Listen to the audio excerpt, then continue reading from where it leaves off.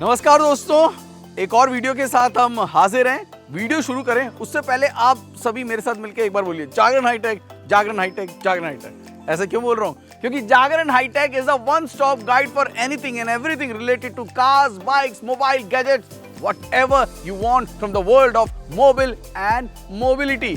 और हमारी पता एक बड़ी साफ सुथरी सुलझी हुई कोशिश होती है हमारे हर वीडियो के जरिए से, वो ये कि हम आपको इन्फॉर्म कर सकें, हम आपको एंटरटेन कर सकें। ये हमारे वीडियोस का मकसद होता है। और अगर आपको लगता है कि हम अपने मकसद में कामयाब हो रहे हैं तो सब्सक्राइब, लाइक, शेयर, दोस्तों को भी बताएं और हमारे साथ हमारी इस कुटुंब को आगे बढ़ाएं, क्योंकि वसुधैव कुटुंबकम।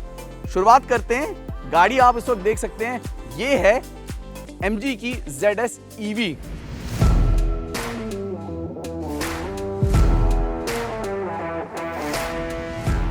बिल्कुल नए रूप में बाजार में आई है, बहुत कुछ नया है। इस वीडियो में जैसे आप जुड़ेंगे, आखिर तक जुड़े रहिएगा। इस गाड़ी के बारे में आपको पूरी तफसील से जानकारी दे देंगे, लेकिन साथ में हम आपको एक और चीज समझाने की कोशिश करेंगे जो शायद आप किसी और वीडियो में नहीं देखेंगे। वो ये कि ZS EV या इन इलेक्ट्रिक गाड़ियों के बाजार में आने से आपकी पॉकेट पे कितना असर पड़ता है। जी हाँ, आपकी जेब के खर्चे में फायदा या नुकसान, ये बताने की हम कोशिश करेंगे इस वीडियो के जरिए। और यहां पर कंपैरिजन करना बेहद आसान है, क्योंकि यही गाड़ी इसी मैन्युफैक्चरर के द्वारा इसी शेप साइज में एक अलग नाम के साथ मौजूद है। ZS EV पोर्टफोलियो में MG के मौजूद है एस्टर के नाम से, जो अभी अभी नए अवतार में आई है और लोगों को खासा पसंद भी आ रही है। और उसका पूरा रिव्यू आप हमारे जागरण हाईटेक के चैनल पर देख सकते हैं।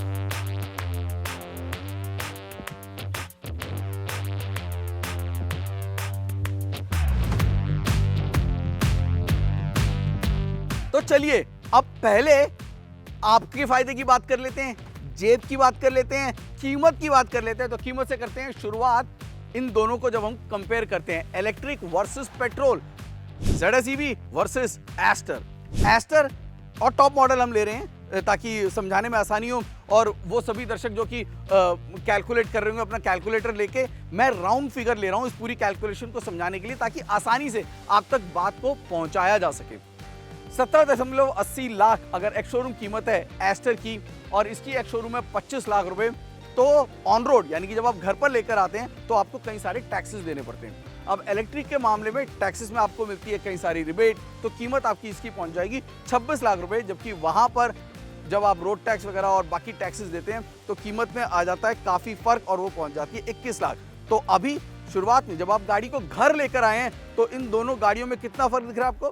करीब 5 लाख रुपए का। अब इस 5 लाख रुपए को कैसे जस्टिफाई करें अगर आप एक इलेक्ट्रिक गाड़ी घर लेकर आ रहे हैं? 5 लाख, जी हाँ, ये 5 का खेल है जो हम आपको समझाने की कोशिश कर रहे हैं। एस्टर को हम चला चुके हैं, काफी परखा और काफी प्रभावित भी किया।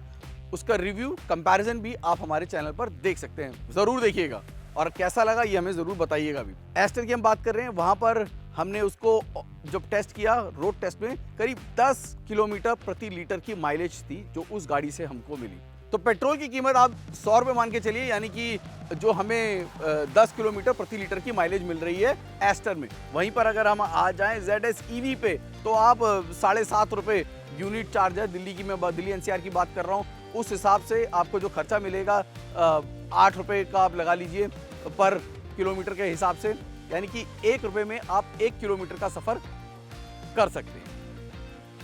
1 रुपये में 1 किलोमीटर, वहीं पर 10 रुपये प्रति किलोमीटर है जो कि आपको पेट्रोल में। तो 1 और 10 के इस फर्क को समझ जाइए।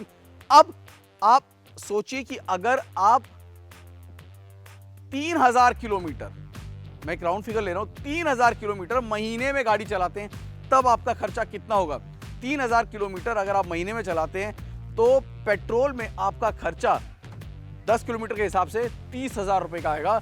वहीं पर 1 रुपये प्रति किलोमीटर के हिसाब से आएगा आपका 3000, यानी 30,000, 3000। अब आप सोचिए कि आप 5 साल तक अगर गाड़ी का इस्तेमाल कर रहे हैं तो आपका पेट्रोल का खर्चा, यहाँ आप सोचिए कहाँ पहुँचने वाले हैं। पेट्रोल के लिए इन 5 सालों में आपको चुकाने पड़ेंगे करीब 18 लाख रुपए, और वहीं पर इलेक्ट्रिक के दाम में कोई इजाफा ना हो ये मान के चल रहे हैं तो करीब 1.8 लाख रुपए आपको चुकाने पड़ेंगे, यानी 26 से कीमत पहुंची 27.8 लाख तक, जबकि यहाँ पर कीमत थी जब शुरुआत हुई थी 21 लाख ऑन रोड जो थी पेट्रोल की, राइट। यानी कि एस्टर की हम यहाँ पर बात कर रहे हैं। उस 21 लाख में आपने 5 साल में खर्चा किया 3000 किलोमीटर के हिसाब से जब आप गाड़ी चला रहे हैं, जहाँ 10 किलोमीटर माइलेज अगर हम प्रति किलोमीटर की बात कर रहा हूँ, तब आपका 18 लाख का खर्चा आया। यानी 21 प्लस 18 प्लस सर्विस के मैं ले रहा हूँ 5 साल में 1 लाख रुपए।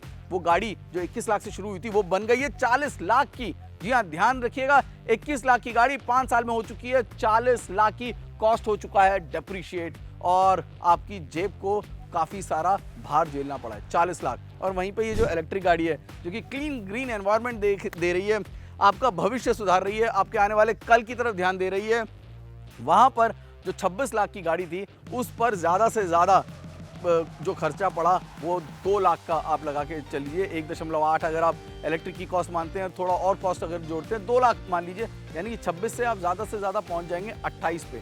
28 और 40 का ये जो बड़ा फर्क है, यही है वो खेल जो शायद आपको समझना है।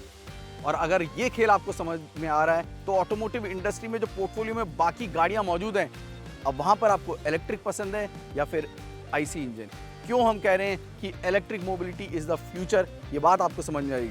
40 और 18 का ये खेल आगे बढ़ाते हैं। इस गाड़ी में क्या नया है ये भी आपको बताते हैं।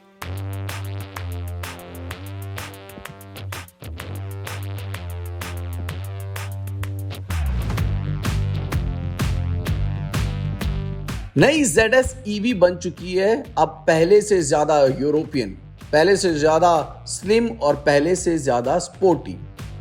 यानी जो बदलाव आपको एस्टर में देखने को मिले वही बदलाव आपको देखने को मिल रहे हैं इस नई ZS EV में।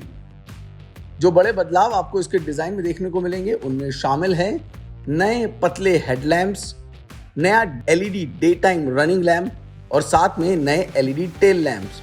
इसके अलावा ग्रिल को पूरी तरह से बदल दिया गया है और नए body colour black dot frontal के साथ आपको मिलता है एक वाइब्रेंट चेहरा।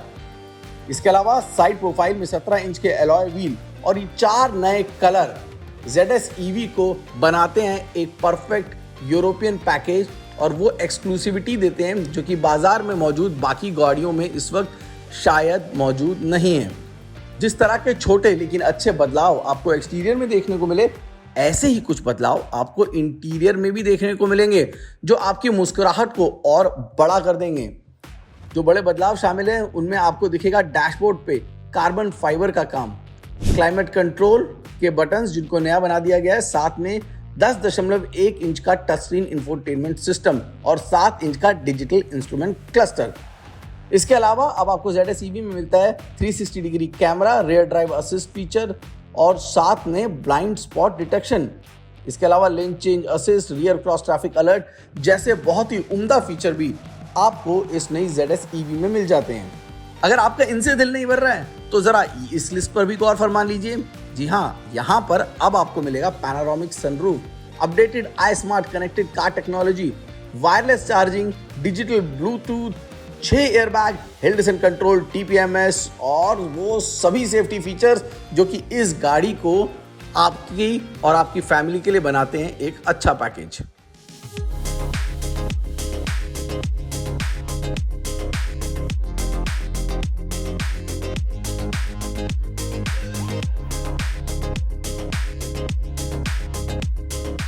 एक इलेक्ट्रिक गाड़ी चलाते हैं ना तो आपको सबसे बड़ा फायदा पता क्या है कि आप खुद को सुन सकते हैं, क्योंकि यहाँ पर आपको बाहर की आवाज़, इंजन का शोर, ये सब कुछ सुनाई नहीं दे सकते। यानी कि आप अपने खुद के म्यूजिक का लुत्फ भी उठा सकते हैं।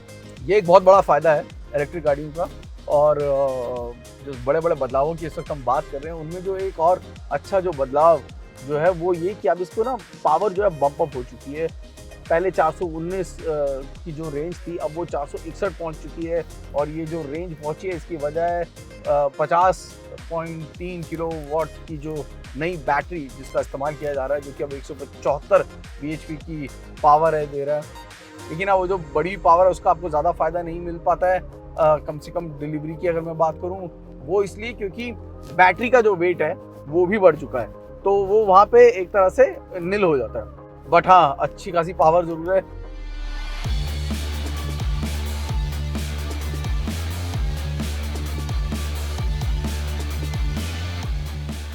फुली चार्ज होने में या यूँ कहूँ 80% चार्ज होने में करीब 60 मिनट का समय लेती है। और अगर फास्ट चार्जिंग की मैं बात कर रहा हूँ, और अदरवाइज अमूमन 10 घंटे में ये जो गाड़ी है ये फुली चार्ज आप कर सकते हैं अगर आप रेगुलर चार्जिंग का आप इस पर इस्तेमाल करते हैं। एस्टर ZS EV की हमने बात शुरुआत में करी थी, तो वही बात को आगे बढ़ा देते हैं।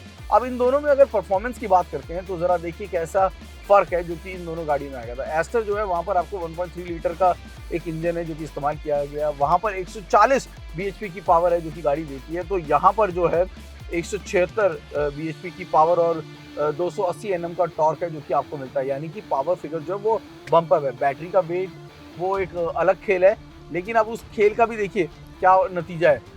अगर 0 से 100 की रफ्तार को अगर आप पैमाना मानते हैं तो एस्टर में 10.8 सेकंड का समय लगता है और यहाँ पर 8.5 सेकंड का समय, यानी कि अगर 0 से फ्रॉम स्टैंड स्टिल अगर आप गाड़ी को उठाना चाहते हैं तो वहाँ पर भी ये जो इलेक्ट्रिक गाड़ी है वो आपको ज़्यादा बेहतर आउटपुट देती है, ज़्यादा बेहतर नतीजे देती है। तो परफॉर्मेंस की भी अगर आप बात करेंगे ना तो यहाँ पर आपको ज़्यादा बेनिफिट मिलेगा। एक ही चीज़ है जहाँ पर आपको थोड़ा सा पेशेंस की ज़रूरत है, जिसकी वजह से इलेक्ट्रिक गाड़ियाँ जो होती हैं वो सेकंड कार बन के रह जाती है। वो इंफ्रास्ट्रक्चर का ही प्रॉब्लम है, वो समय का प्रॉब्लम है, क्योंकि इसकी चार्जिंग के लिए आपको काफ़ी समय बिताना पड़ता है। फास्ट चार्जिंग 60 मिनट में हो जाती है, लेकिन 60 से 80 मिनट में हो जाती है, लेकिन स्लो चार्जिंग 10 घंटे का समय तो लेती है। और इसको जो इस्तेमाल करने के तरीके भी थोड़े से आपको समझने पड़ते हैं। समझने का मेरा मतलब है कि बैटरी की लाइफ साइकिल को आप कैसे बढ़ा सकते हैं, कि आप फुल चार्ज ना करें, 80% चार्ज करें और हमेशा फास्ट चार्जिंग का इस्तेमाल ना करें। इन सब पर भी हमारा एक एक्सप्लेनर वीडियो आपके लिए जल्द आ रहा है, और अगर आप ऐसा वीडियो देखना चाहते हैं तो हमें ज़रूर बताइएगा, हमें मैसेज करिएगा कि आप इलेक्ट्रिक बाज़ार में, इलेक्ट्रिक मोबिलिटी के मामले में किस किस तरीके की जानकारी चाहते हैं। मैंने कहा था ना, वीडियो के अंत में पहुंचते पहुंचते आपको बिल्कुल क्लियर हो जाएगा, तस्वीर आपके सामने बिल्कुल साफ हो जाएगी कि पेट्रोल और इलेक्ट्रिक मोबिलिटी में क्या फ़र्क है, यानी कि जो कन्वेंशनल इंजन है और जो फ्यूचर है इलेक्ट्रिक मोबिलिटी, उसके कितने फ़ायदे हैं। जो शुरुआत में हमें थोड़ा खर्चा लगता है ना, वो खर्चा शायद एक कन्वेंशनल इंजन की गाड़ी में बहुत ज़्यादा पड़ता है बनिस्बत एक इलेक्ट्रिक गाड़ी के। तो ये जो खेल था, उम्मीद करते हैं आपको समझ में आया होगा, और क्लीन ग्रीन फ्यूचर की तरफ अगर आप कदम बढ़ाएंगे तो सिर्फ हमारे पर्यावरण का या हमारे कल का नहीं, आपकी जेब का भी होगा फ़ायदा। ये वीडियो अगर पसंद आया है तो प्लीज़ सब्सक्राइब करें, लाइक करें, और हमारा ये जो ऑटोमोटिव इंडस्ट्री का जो दोस्तों का ये जो परिवार है ना, इस परिवार को और आगे बढ़ाएं।